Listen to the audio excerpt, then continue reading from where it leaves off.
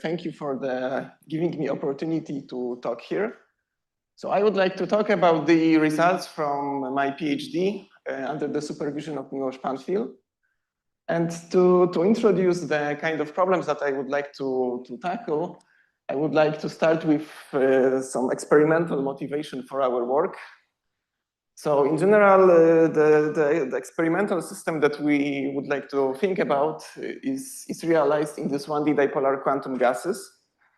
So there was a number of experiments in this kind of systems, in particular this one work. And what you find in this kind of systems is the Hamiltonian, which is nearly integrable.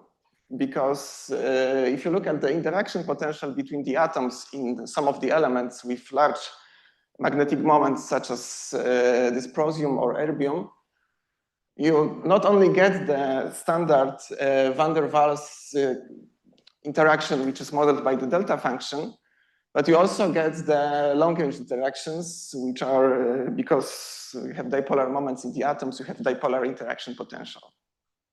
Okay, so the model, you can think about this model as a Liebling model plus some weak, let's say, additional long-range interactions. Okay, so that's the motivation to like a broader, let's say, theoretical question, which I would like to ask. And the question is that we would like to have a Hamiltonian in which I have some integrable system, some integrable gas, let's say hard-rod gas or Liebling model, with some integrability breaking perturbation that is weak. Okay, and the question which I would like to ask is the question of the hydrodynamics. So how does the system behave on a large scales?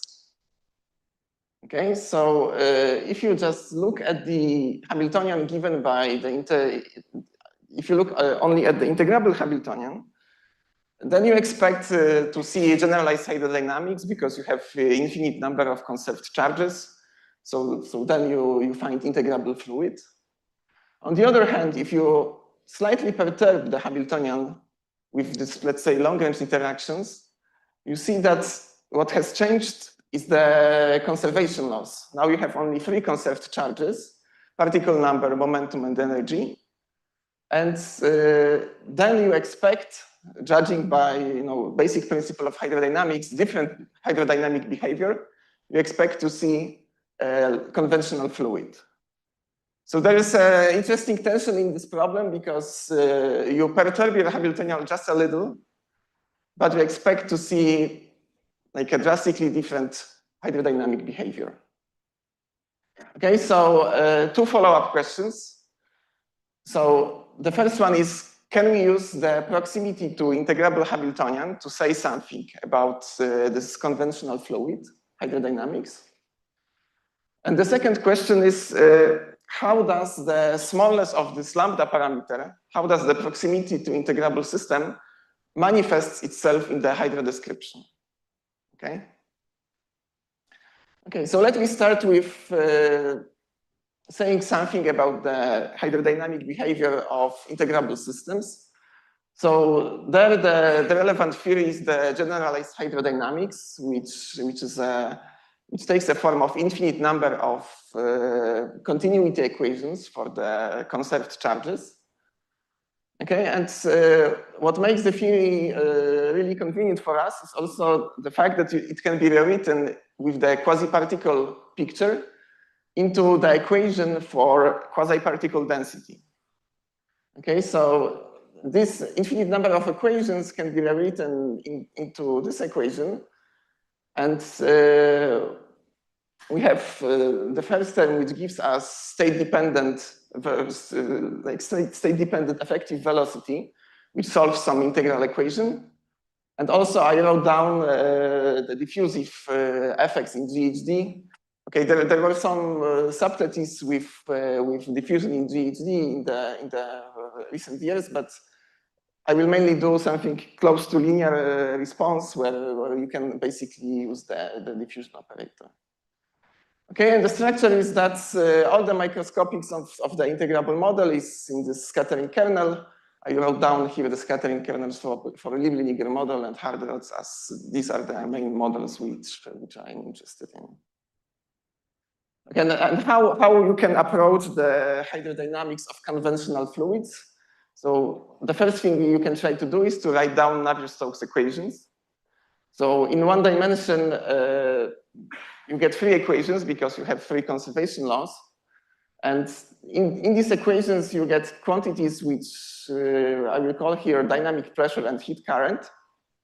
And like phenomenologically, in Navier-Stokes equations, the dynamic pressure is given by like a hydrostatic pressure minus viscosity term. This is typically called as the Newton's law.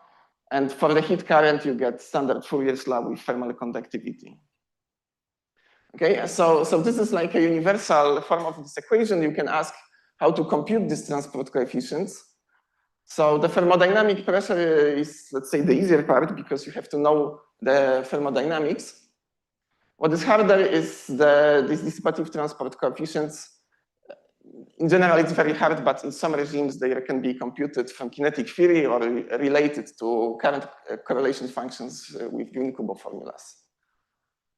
Okay, so it was found that this picture breaks down somehow in one dimension, and anomalous hydrodynamics is found instead. So already in the 70s, it was found in numerics that the current autocorrelation functions decay non-integrably in time, which leads to divergent Kubo formulas for these transport coefficients. Then there was a RG studies of 1D Navier-Stokes equations with noise, and it was realized that these equations are unstable on very large scales. And later on, it was also realized that the transport in this kind of fluids is not diffusive as predicted by Navier-Stokes, but it's super diffusive instead.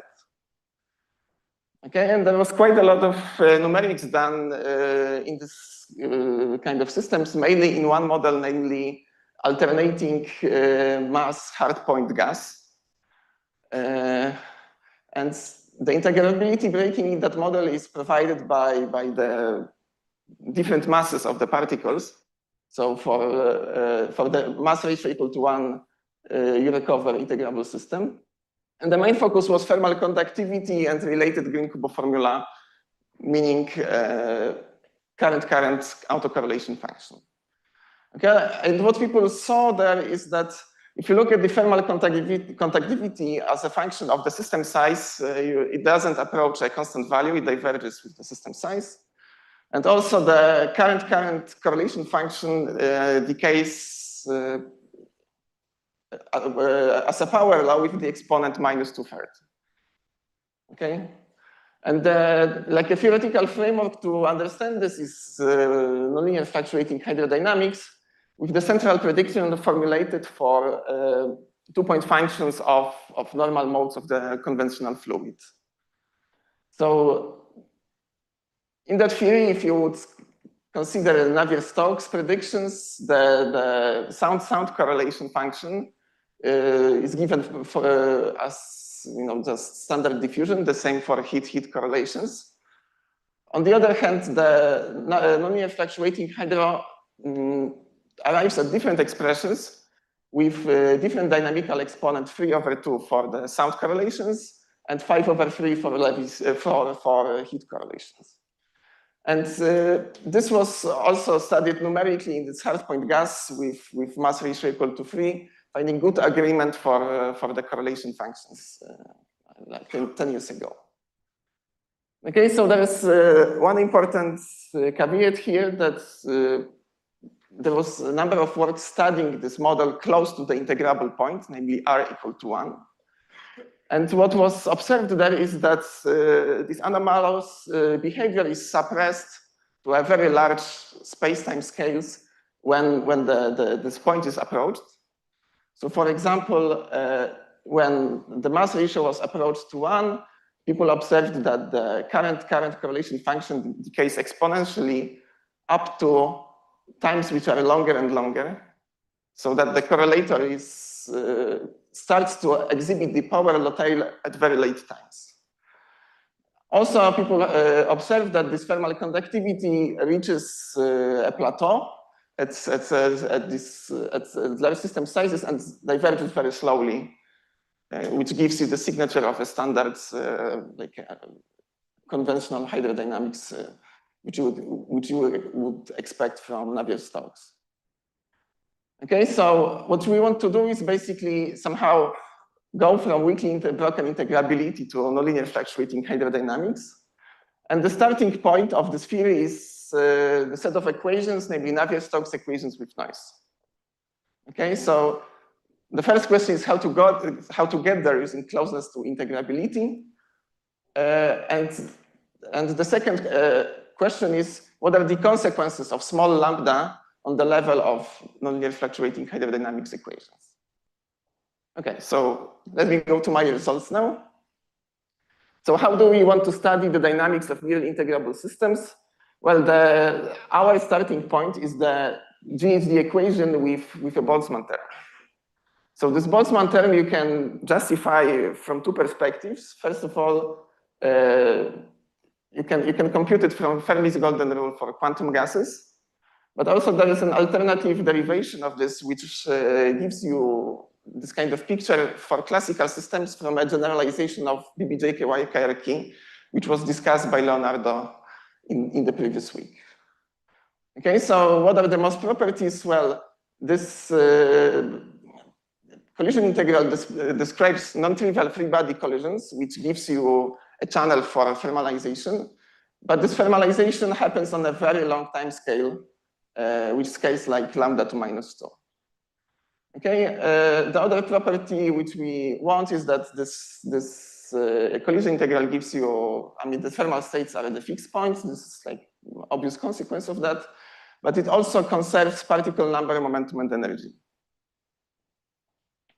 And the confirmation of the Boltzmann picture we really see that it works in the case of numerical simulation of the hard rod gas with long-range interactions.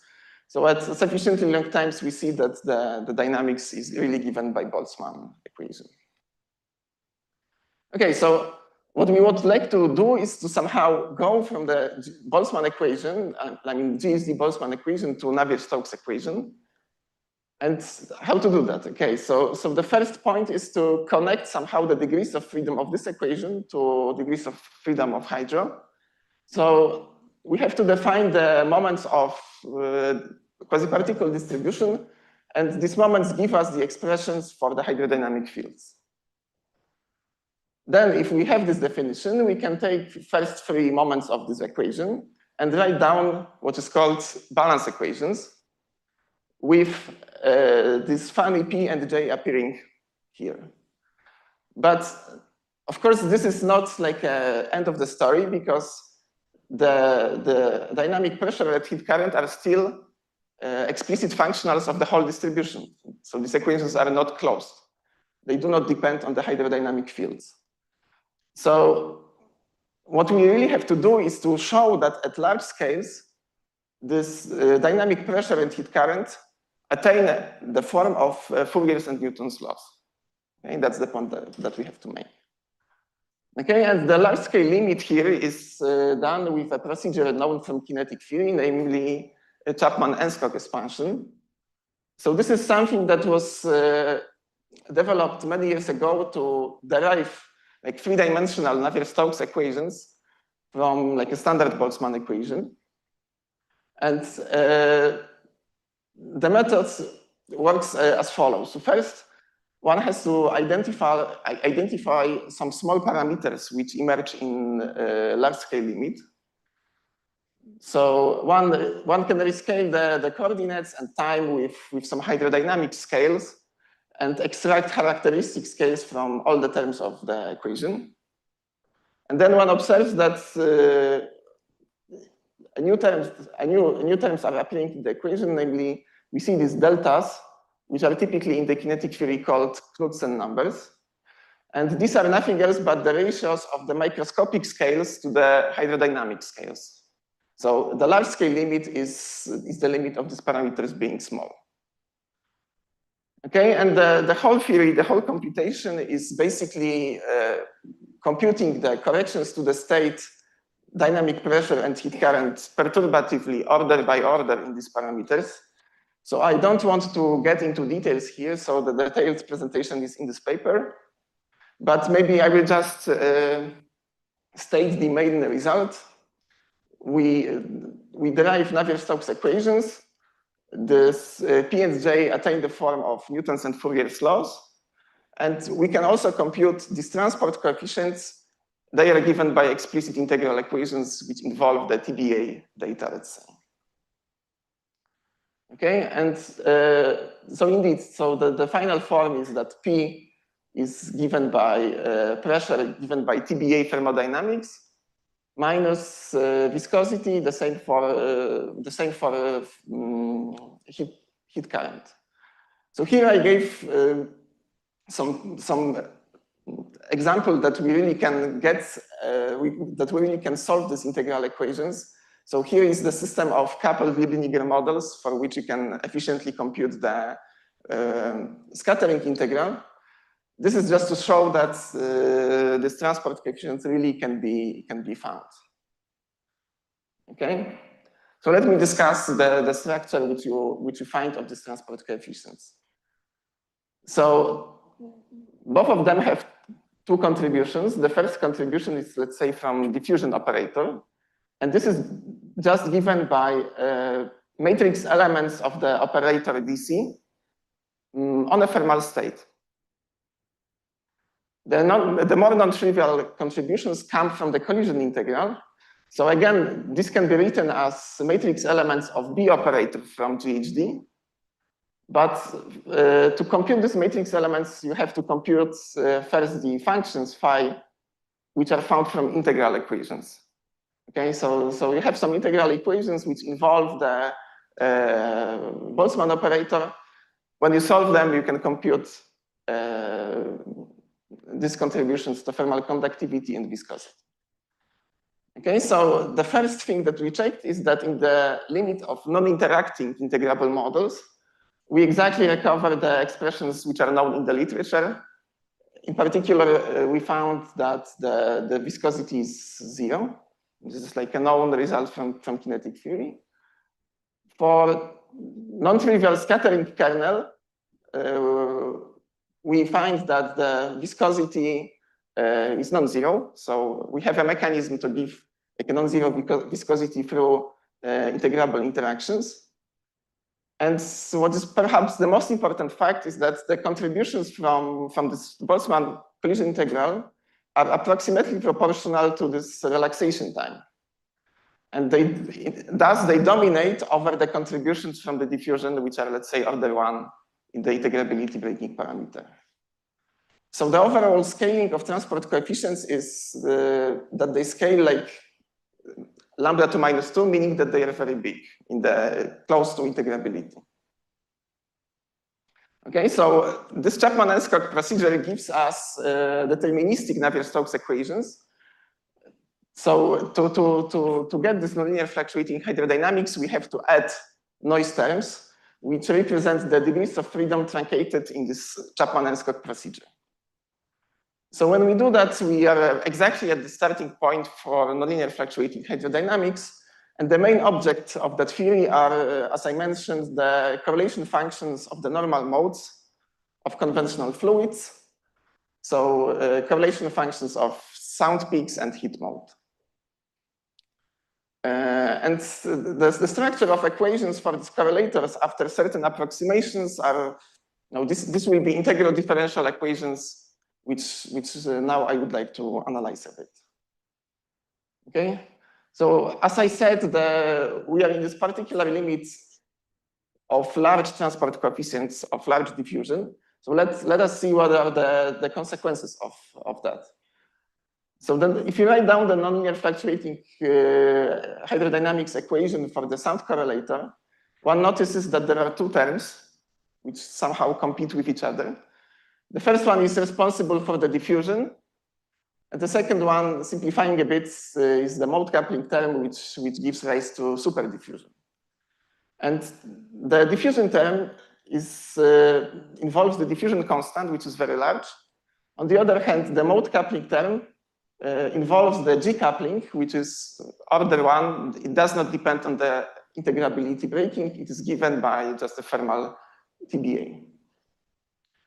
Okay, to learn something about this equation, we can do like a scaling analysis and assume that, okay, let's assume that the correlator is given by some scaling function depending on d k squared t, meaning that we assume that it's really diffusive behavior. And then what one finds is that we get two terms. And when there is a condition for the second term to be much smaller than the first one, okay? And so for a sufficiently big k, so for sufficiently, let's say, small length scale, the first term dominates and the correlator is diffusive. On the other hand, in the opposite limit, one finds that the mode coupling term dominates and the correlator is expected to be super diffusive. So this means that on the level of this equation, one could expect a crossover between Navier-Stokes and KPZ behavior, which happens approximately on the length scale, which scale like lambda to the -4. And the same can be done for the heat correlator. And one finds that similar crossover happens even at larger scales, which scale like lambda to the -6. Okay, so the picture which comes from this analysis is that in this kind of fluid, one could expect like 3 regimes of hydrodynamics. So first, the first thing that you will see is the GHD for very small length scales. Then around the point where Knudsen number is equal to 1, this should cross over to Navier-Stokes. And then around, which means that lambda is more or less, this is for length scale around lambda to the -2. And then at this length scale, which I just discussed, which scales like lambda to the -4, we expect the crossover to anomalous hydrodynamics. Okay, so that's more or less it when it comes to my results. Maybe a little bit of outlook and future challenges. So of course, the most important thing is to do more numerics, which will somehow confirm this picture. So for a long time, we thought that the only thing that we have at our hand is the Liebniger model with this Fermi-Golden collision integral, which of course you cannot simulate efficiently. But recently we realized that there is a model which can be useful here, which is a simple generalization of models studied in other works, namely it's a hard rod gas with like a stochastic 3-body collisions. And for that collisions, you can write down a master equation, which looks like a Boltzmann kernel. And you can compute actually analytically all the transport coefficients.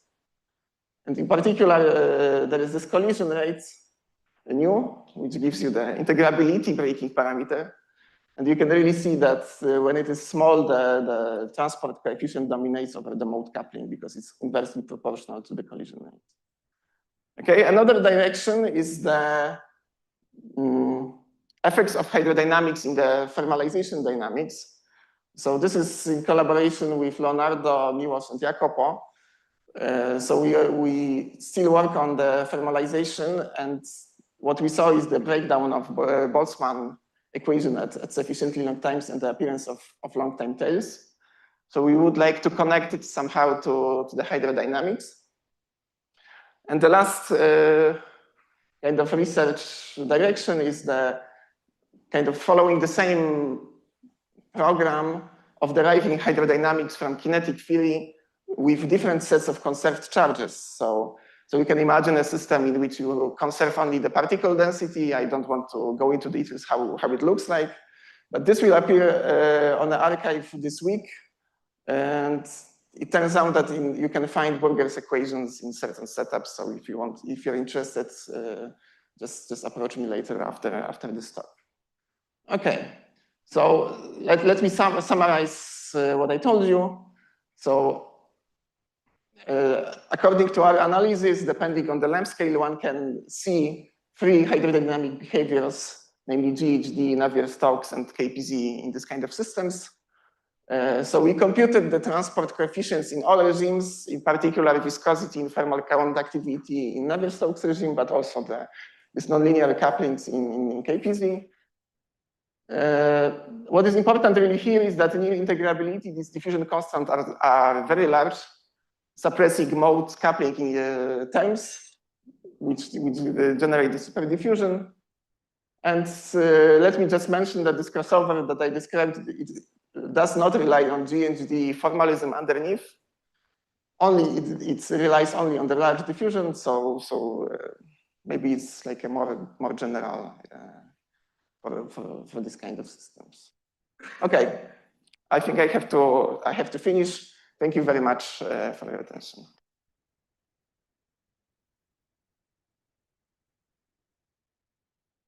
My understanding, this theory was sort of to the lowest order in the lambda in the integrability breaking parameter.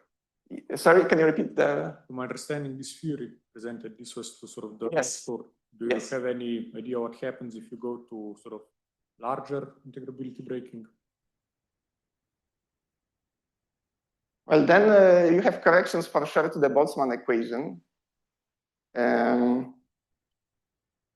I'm not sure if, no, I don't think that I have I'm not sure if you can really do Chapman-Enskog with these corrections. I have, no, I don't have like a good intuition. Yep. I would expect that it's just anomalous hydrodynamics right from the start. It's just this.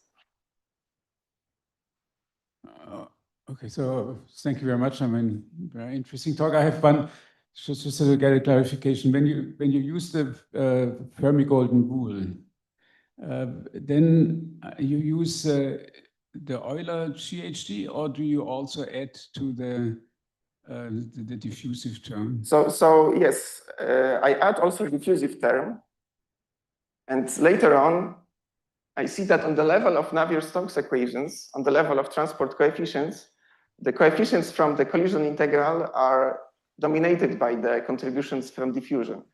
I see. Meaning that you can probably, these effects in the regime of lambda being very small, the effects of diffusion are negligible. It's really small. Okay. Very good. Thank you.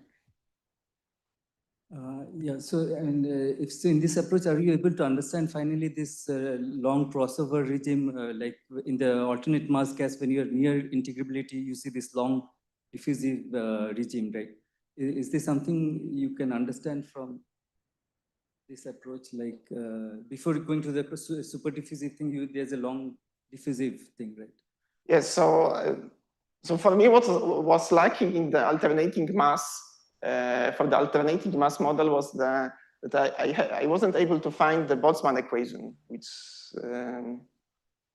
would give me the diffusion constants. But I think that in general, if somebody is able to compute them, then the whole picture is the same. That's my intuition. Maciej, very nice talk. I really appreciate it.